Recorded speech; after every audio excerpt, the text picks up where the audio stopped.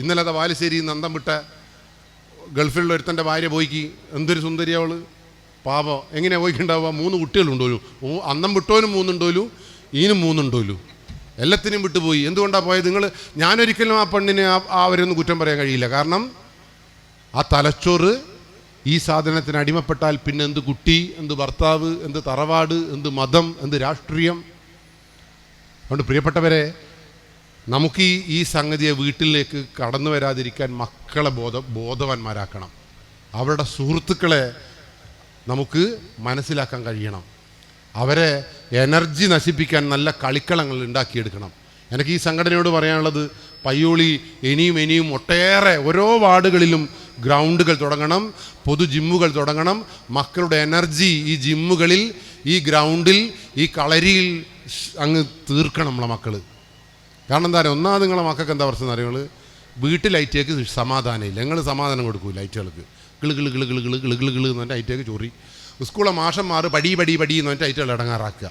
അപ്പോൾ എൻ്റെ ഭാര്യയെല്ലാം പറയുന്ന ഒരു വർത്താനുണ്ട്, സ്കൂൾ വിട്ടാൽ വീട് ലൈറ്റുകൾ ഏടിയും പോവില്ല. അതോടുകൂടി എനിക്ക് പേടിയാ.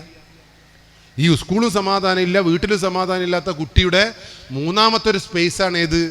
ഈ ലഹരി, ഈ പ്രണയം, ഈ ഒരു എല്ലാ സംഗതിയും. അപ്പോൾ നിങ്ങളെല്ലാം കസേലമേൽ ഇരുന്ന് എന്താണെന്നറിയോ, നിങ്ങൾക്ക് വീട്ടിൽ ഇഷ്ടമില്ലേ? നിങ്ങൾ അച്ഛനെല്ലാം കിട്ടണ്ടേനാ? ഇല്ല. സ്കൂളിലെ മാഷന്മാരെയോ? ആ കൃഷ്ണ മാഷെല്ലാം നുള്ളിപ്പറിച്ച പറിക്കൽ നിങ്ങൾക്ക് ഓർമ്മ ഉണ്ടോ? അപ്പം ഉള്ളിപ്പറിക്കുമ്പോൾ നമ്മളായിരിക്കും സ്കൂളിൽ പോകണ്ടാന്ന് വിചാരിക്കുമ്പം പോയിക്കില്ലെങ്കിലും അടി. അപ്പം നമുക്ക് അടീനെ പേടിയായിരുന്നു, അച്ഛനെ പേടിയായിരുന്നു. ഇനി നിങ്ങളെ കുട്ടിക്ക് പേടിയുണ്ടാ? ഇല്ല. പുതിയ തലമുറക്ക് പേടിയില്ല. ഓലിങ്ങനെ ചോദ്യം ചോദിച്ചു കൊണ്ടേയിരിക്കും. ആ ചോദ്യത്തിന് വളരെ കൃത്യമായ മറുപടി നിങ്ങൾ പറഞ്ഞു കൊടുക്കണം. അതിന് നിങ്ങൾക്ക് മറുപടി പറയാൻ നേരം ഉണ്ടാ? സ്കൂളിൽ നിന്ന് വേണ്ടി സ്കൂളിലെ കഥകൾ ഇങ്ങനെ പറയുമ്പോൾ, ഇപ്പോൾ ഐറ്റേക്ക് പഴംപൊരി ഉണ്ടാക്കുമ്പോൾ നിങ്ങൾ പറയുന്നത് എന്ന് പറയുമ്പോൾ ഐറ്റകൾ സംസാരിക്കാൻ മുട്ടി ഐറ്റകളോട് നിങ്ങൾ സംസാരിച്ചില്ലെങ്കിൽ ഐറ്റകൾ വേറെ അടുത്ത് സംസാരിക്കും. ഐറ്റക്ക് ഗ്രൗണ്ടില്ല. ആ പ്രതലമാണ് ഇൻസ്റ്റഗ്രാം, ആ പ്രതലമാണ് വാട്സപ്പ്, ആ പ്രതലമാണ് മൊബൈൽ ഫോൺ. അപ്പോൾ നിങ്ങളെ കുട്ടി മൊബൈൽ ഫോണിന് അടിമപ്പെട്ടിട്ടുണ്ടെങ്കിൽ, ഇനി മൊബൈൽ ഫോൺ കൊണ്ട് എന്താ ദോഷം? ഒന്നുമില്ല. ചെറിയ പിള്ളേർക്ക് മൊബൈൽ ഫോൺ കൊടുത്താൽ എന്താ തകരാറ്? ഈ പ്രണയം നടക്കുന്നതും ഫോണിലാണ്, കഞ്ചാവ് കച്ചവടവും ഫോണിലാണ്, എല്ലാ സകല ഗുൽമാന്തിരീസും നടക്കുന്നത് എവിടെയാണ്? ഫോണിലാണ്. എന്നിട്ട് എൻ്റെ ഭാര്യയെല്ലാം പറയാം, സ്കൂൾ വിട്ടാൽ വീട് വിട്ടാൽ സ്കൂൾ, എപ്പോൾ റൂമിലിരിക്കും. അത് ഉറപ്പിച്ചോ, നിങ്ങളെ കൊല്ലാൻ വേണ്ടിയിട്ടുള്ള തന്ത്രങ്ങൾ മെനി അതിൻ്റെ ഉള്ളിൽ നിന്ന്.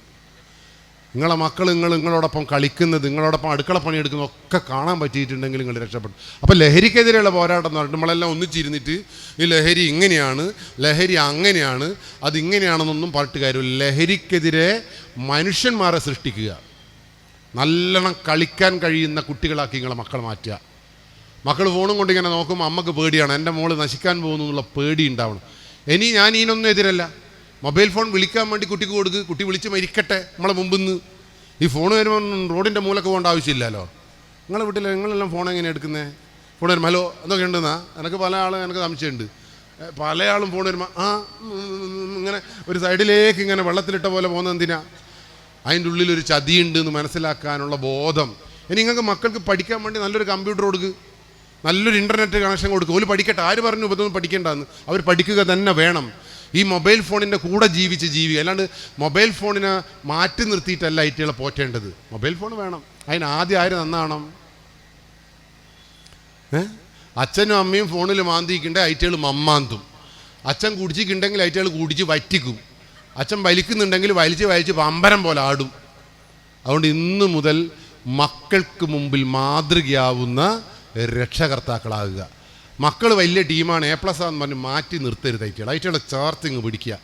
ഞാൻ കഴിഞ്ഞ ദിവസം എൻ്റെ സ്റ്റേഷനിൽ 9ാം ക്ലാസ്സിലെ പെണ്ണിനെ ഒരുത്തം കൂട്ടിക്കൊണ്ടുപോയി 6 ആൾ കൂട്ടിക്കൊണ്ടുപോയി നശിപ്പിച്ചൊരു കേസ് ഉണ്ടായിരുന്നു. ആ പൊട്ടന്മാർക്ക് തിരിഞ്ഞില്ല. 18 വയസ്സിന് താഴെയുള്ള കുട്ടീനെ കൂട്ടിക്കൊണ്ടുവന്ന് ഓളെ ഇഷ്ടത്തോടു കൂടി വന്നാലും ജയിലിൽ പോകുന്നുള്ളൊരു നിയമമുള്ള നാടാണ് അവിടെ, പോക്സോ നിയമം. അതൊന്നും ഐറ്റേക്ക് അറിയില്ല.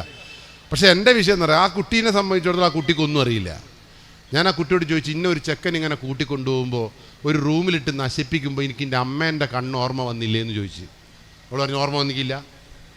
ഞാൻ ചോദിച്ചു എൻ്റെ അച്ഛൻ എനിക്ക് ഓർമ്മ വന്നോ? തീരെ വന്നിക്കില്ല. ഞാൻ പറഞ്ഞു എൻ്റെ വീട് എനിക്ക് ഓർമ്മ വന്നോ? ഒന്നും വന്നിക്കില്ല. ഒരാപത്തില്ല അതിൽ. ഞാൻ ചോദിച്ചു എനിക്ക് ആരും ഓർമ്മ വന്നതെന്ന് ചോദിച്ചപ്പോൾ പറയാ, എൻ്റെ അച്ഛനും അമ്മയും പറയുന്നത് എനിക്ക് തിന്നാൻ തരുന്നുണ്ട്, കുറേ ഡ്രസ്സ് വാങ്ങിച്ചു തരുന്നുണ്ട്, പക്ഷെ എൻ്റെ അമ്മയും അച്ഛനും ഇന്നുവരെ എന്നെ സാന്ത്വനിപ്പിക്കുന്ന ഒരു വാക്കും പറഞ്ഞിട്ടില്ല. സങ്കടം വരുമ്പോൾ ഒന്ന് പുറത്ത് കെട്ടിക്കില്ലല്ലോ. ബൈക്കുമ്മ പോകണമെന്ന് പറഞ്ഞാൽ അപ്പാട് ബൈക്കുമ്മ കയറ്റിക്കില്ലല്ലോ. സിനിമക്ക് പോകണമെന്ന് പറഞ്ഞപ്പോൾ പറഞ്ഞ പോലെ ഇനി വലുതായിട്ട് പൈസ ഉണ്ടാക്കിയിട്ട് പോടുന്നു. പക്ഷെ അമ്മ പറയുന്നത് ഞാൻ അങ്ങനെയാണ് പോറ്റുന്നതെന്ന്. അപ്പോഴാണ് 7ാം ക്ലാസ്സിലെ ചെക്കനില്ലേ ഒരു കഞ്ചാവ് ചെക്കൻ ഇൻസ്റ്റഗ്രാമിൽ വന്നിട്ട് പറയാ, തങ്കു പരീക്ഷയ്ക്ക് പേടിയുണ്ടോടി? ഇവിടെ പറഞ്ഞ് ചെറുങ്ങനെ പേടിയുണ്ട്. തങ്കു പറഞ്ഞ് പേടിക്കണ്ട, ഏട്ടനില്ലേ ഇൻ്റോടി. പിന്നീട് കുട്ടിക്ക് അച്ഛനെയാണ് ഓർമ്മ വരിക ഏട്ടനെയാണ് ഓർമ്മ വരിക? ഞാൻ ചോദിച്ചു എല്ലാ കുട്ടി ഇനി ഓൻ്റെ ഓടി പോട്, ഇനി എന്തിനാ ബാക്കി 5 ആളെയും കൂടി കൂട്ടിയെന്ന് ചോദിച്ചപ്പോൾ ആ കുട്ടി പറയാ, എന്നെ ഇത്രയേറെ കെയർ ചെയ്ത ഏട്ടനുണ്ടല്ലോ, ആ കെയറേട്ടൻ ഓൻ കൂട്ടിക്കൊണ്ടുവരുമ്പം ആ ഫ്രണ്ട്സിനെ അല്ലേ എനിക്ക് വിശ്വാസം. എനിക്ക് പേടിയായി. എനിക്ക് 9ാം ക്ലാസ്സിലൊരു മോളുണ്ട്, ഇനി ഓക്കും കെയറേട്ടനുണ്ടോ എന്നുള്ള എൻ്റെ വിഷയം. ഞാൻ ഓളെ വീട്ടിൽ പോയിട്ടില്ലേ, ഓളെ മുന്നിൽ കൂടി കെയറേട്ടാ എന്നിങ്ങനെ പറഞ്ഞു. എന്തിനാണെന്നറിയോ? ഓക്ക് ഉണ്ടെങ്കിൽ എനിക്ക് മനസ്സിലാവുമല്ലോ. അപ്പോൾ നിങ്ങളിപ്പം ചിരിക്കുന്ന വിഷയമല്ല. കാരണം എന്താ പറയുക, നിങ്ങൾ 9ാം ക്ലാസ്സിന് കെയറേട്ടൻ ഉണ്ടോ നിങ്ങൾ നോക്കി നോക്ക്. ഉണ്ട് എങ്കിൽ ആ കെയറേട്ടൻ പറയുന്ന പോലെയാണ് ആര് ജീവിക്കുക? നിങ്ങളെ മക്കൾ. നിങ്ങൾ എത്ര മെനക്കെട്ടിട്ടും കാര്യമില്ല. ആ കെയറേട്ടൻ്റെ രാസലഹരിയാണെങ്കിൽ നിങ്ങളെ മക്കളെ ആ ചങ്ങാതി ഇതിനു വേണ്ടി ഉപയോഗിക്കും. അപ്പം നമ്മൾ ആകെ ചെയ്യേണ്ടതെന്ന് അറിയോ, ഈ നാട്ടിലുള്ള മക്കളെ ചേർത്ത് പിടിക്കുക. അമ്മേനെ കാണുമ്പം കെയറേട്ടനെ പോലെ തോന്നണം. നിങ്ങളെ മക്കളോട് ചോദിച്ചു നോക്കുക, എടാ മോളെ എനിക്ക് അമ്മേനെ കാണുമ്പം വീണ്ടും എന്താ തോന്നുന്നത്? ഇങ്ങനെ കണ്ടില്ലേ, ഒരു കൂസലും അതിനില്ല. അതുകൊണ്ട് രക്ഷകർത്താക്കളെ ഇന്ന് മുതൽ മക്കൾക്ക് അമ്മേനെ കാണുമ്പോൾ ഒരു സന്തോഷം ഉണ്ടാക്കുവാൻ വേണ്ടിയിട്ടുള്ള എല്ലാ പരിപാടികളും ഉണ്ടാക്കണം. ഓക്കെ, അതിനെ സന്തോഷിപ്പിക്കാൻ വേണ്ടി പൈസ കൊടുക്കുകയല്ല വേണ്ടത്. അമ്മയാണ് ആ കെയറേട്ടൻ ചെയ്യുന്ന പോലെ. കെയറേട്ടൻ എങ്ങനെയാണ് ഈ പെണ്ണിനെ സ്വാധീനിച്ചേ? പരീക്ഷയ്ക്ക് പോകുമ്പോൾ മോളുട്ടി ഞാനുണ്ടടി വണ്ടർഫുൾ ഇങ്ങനൊരു ചിഹ്നം. അപ്പോൾ ഓൾ പറഞ്ഞു എനിക്ക് അമ്പലത്തിൽ പോണേന്. അച്ഛനോട് പറഞ്ഞിട്ട് അച്ഛൻ പറഞ്ഞു എന്ന് പറഞ്ഞു. അപ്പോൾ ഈ കെയറേട്ടൻ പറഞ്ഞു എൻ്റെ ബൈക്കിൻ്റെ പുറകെ കയറിക്കോ. കെയറേട്ടൻ അമ്പലത്തിൽ പോയിട്ട് പ്രാർത്ഥിപ്പിച്ചിട്ട് ഓളിയും കൂട്ടി വന്ന് സിനിമക്ക് പോകണം മുട്ടിയോലും. കെയറേട്ടൻ പറഞ്ഞു ഞാനില്ലേ ഏട്ടനില്ലേ പറഞ്ഞാൽ പോരെ. ആ കുട്ടി ആരുടെ കൂടെ ഉണ്ടാവുക? ആ കെയറേട്ടൻ രാസലഹരി കൊടുത്താൽ ഈ കുട്ടി തിന്നുവോ? അവിടെ കൊണ്ടുകൊടുക്കുന്ന പറഞ്ഞാൽ കൊണ്ടുകൊടുക്കുമോ? അപ്പോൾ സ്വാഭാവികമായിട്ടും നമ്മളെ മക്കളെ വിട്ടുകൊടുക്കുന്നത് നമ്മൾ തന്നെ. അപ്പോൾ ലഹരിക്കെതിരെയുള്ള പോരാട്ടം എവിടെയാണ് തുടങ്ങേണ്ടത്? വീട്ടിലാണ്.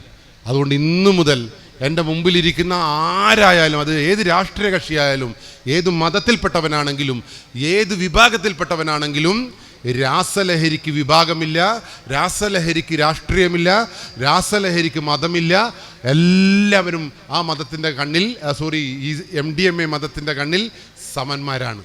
അതുകൊണ്ട് നമ്മളെ മക്കളെ വിട്ടുകൊടുക്കാതിരിക്കാൻ നമ്മളാണ് മെനക്കേണ്ടത്. അതുകൊണ്ടാണ് പോലീസ് ഗവൺമെൻറ്റിനെ കൂട്ടുപിടിച്ചുകൊണ്ട്, അല്ലെങ്കിൽ രാഷ്ട്രീയ സാംസ്കാരിക സംഘടനകളെ കൂട്ടുപിടിച്ചുകൊണ്ട് ഈ പരിപാടിക്ക് മുന്നിട്ടിറങ്ങിയത്. ഞങ്ങളോടൊപ്പം നിൽക്കാൻ സന്മനസ് കാണിച്ച സംഘടനയ്ക്ക്, എന്നെ ഇത്ര നേരം ശ്രവിച്ച നിങ്ങൾ ഓരോരുത്തരും ഞങ്ങളുടെ കൂടെ ഉണ്ടാവണം. ഈ ലഹരി മാഫിയെ പയ്യോളിയുടെ മണ്ണിൽ നിന്ന് തൂത്തെറിയണം. തൂഫാൻ എന്ന് പറഞ്ഞാൽ കൊടുങ്കാറ്റാണ്. കൊടുങ്കാറ്റാവണം. ആര്? മാഫിയാണോ കൊടുങ്കാറ്റാവേണ്ടത്? നിങ്ങളാണോ കൊടുങ്കാറ്റാവേണ്ടത്? നിങ്ങൾ ഇനി എന്താ ചെയ്യേണ്ടത്? ഇപ്പം മാഫിയനെ കാണുമ്പോൾ ഊതുവാ വേണ്ടത്? എന്താ ഈ കൊടുങ്കാറ്റ് എന്ന് പറഞ്ഞാൽ നമ്മളെല്ലാം കൂടി അങ്ങ് പറന്നല്ലേ ഈ ചങ്ങായി പറക്കണം. അത് മാത്രമല്ല, ഇതിൻ്റെ ഒരു വേറെ വിഷയം എന്താ അറിയോ, ഈ പയ്യോളിയുടെ മണ്ണിൽ ഒരു രാസലഹരി ഉപയോഗിക്കുന്ന ഒരു മനുഷ്യനുണ്ട് എങ്കിൽ അവനൊരു കൊല്ലം കൊണ്ട് 9 ആളെ ഈ ലോകത്ത് കൊണ്ടുവരും. അത് ആ ചെക്കൻ്റെ ഫ്രണ്ടായിരിക്കും, ആ പെണ്ണിൻ്റെ ഫ്രണ്ടായിരിക്കും. ഓക്കെ, അപ്പം നമ്മൾ പേടിക്കണ്ടേ?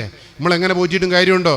അതാണ് ഇതിൻ്റെ ഭീകരത. അതുകൊണ്ടാണ് പോലീസ് അവസാന ഘട്ടത്തിൽ ഈ പോരാട്ടത്തിന് ഇറങ്ങിയത്.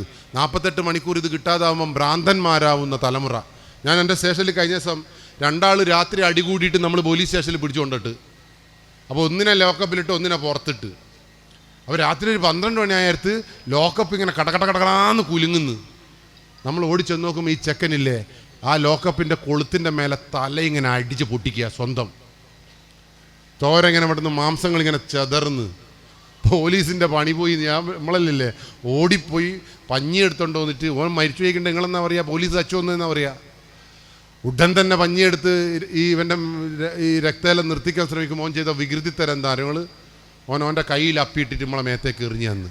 ലോകത്ത് ഏതെങ്കിലും ഒരു മനുഷ്യന് പറ്റുമോ അത്?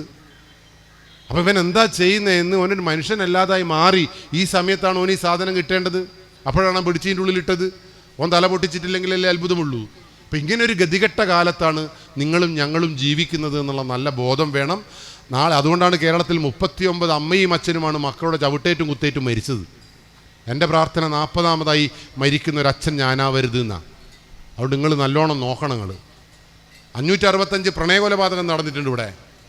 പ്രണയിക്കുന്ന ആളുകൾക്ക് അങ്ങനെ കൊല്ലാൻ കഴിയില്ല. പക്ഷേ ഈ രാസലഹരി പ്രണയിക്കുന്ന ചങ്ങാതിക്ക് അവളുമായി തെറ്റുമ്പോൾ, അവരുമായി ഒരു ചെറിയൊരു വഴക്കുണ്ടാവുമ്പോൾ സ്വാഭാവികമായിട്ടും ഒരു കൊലപാതകം നടക്കുമെന്നുള്ള ബോധം ഈ നാട്ടിലുള്ള കുറേ സൂയിസൈഡുകൾ, ആത്മഹത്യകൾ, നമുക്കൊരു കാരണവും കണ്ടുപിടിക്കാൻ കഴിയാത്ത ആത്മഹത്യകൾ, ആ ആത്മഹത്യകൾക്ക് പുറകിൽ ചില സമയത്ത് ഈ ലഹരി ഉണ്ടാകുമെന്നുള്ള ബോധം ഈ നാട്ടിലുണ്ടാവണം. അതുകൊണ്ട് നമുക്ക് കുടുംബം നിലനിൽക്കണം, ഈ നാട് നിലനിൽക്കണം, രാഷ്ട്രീയം നിലനിൽക്കണം, നമ്മളെ സൗഹാർദ്ദം നിലനിൽക്കണം.